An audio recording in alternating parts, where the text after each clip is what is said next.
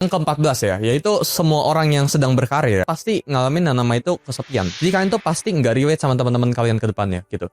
Menurut gua ya, kalian harus mulai bangun mentality itu dari sekarang ya. Jadi kalian harus embrace kalau orang yang punya extraordinary career ya, mereka punya karir yang ekstrim dan sebagainya, atau misal kalian pengen mulai kerja tapi teman-teman kalian nggak pengen mulai, itu lu bakalan kesepian ya. Jadi menurut gua dari sekarang lu harus sudah mulai embrace ya bahwa lu itu berbeda dari yang lain ya, dan belajar buat mengetahui ya kalau ke depannya itu kesepian ya atau boredom ya itu pasti terjadi dalam hidup lo. Karena growth itu happen ya. Karena pertumbuhan itu terjadi bukan ketika lagi ada back noise ya, tapi growth itu terjadi ketika lagi sunyi. Jadi ketika lu ngerasa kesepian ya, lu itu harus tahu kalau lu itu ada di jalan yang benar. Oke, dan terakhir ini ya, yang ke-15 yaitu belajar buat jangan cerita atau tanya pendapat ke semua orang. Ya ini gue sering banget orang-orang di luar sana ya belajar buat tanya pendapat literally ke semua orang gitu ya.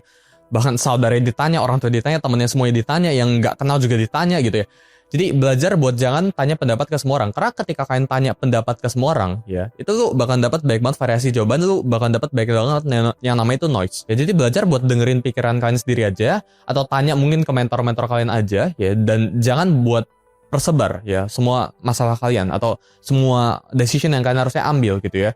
Jadi sesimpel kayak gue harus pecat ini karyawan atau enggak, gue harus misal ambil project ini atau enggak, itu tanya literally semua orang gitu. Jadi jangan kayak gitu ya, karena ketika noise itu banyak ya lu susah buat decide ya, dan seharusnya speed itu kan utama ya, lu harus cepet apa-ngapain itu harus cepet ya. Jadi decisionnya harus cepet ya, ngerjain semuanya harus cepet, karena kan speed itu kan nomor satu di semuanya. Semua orang itu suka kecepatan ya, dan ketika teman-teman ini banyak mikir ya, decisionnya itu banyak noise, banyak pendapat dari kiri kanan, ini bakalan menghalang teman-teman ya. Jadi menurut gue itu 15 tips ya dari gue buat teman-teman jadi miliarder muda.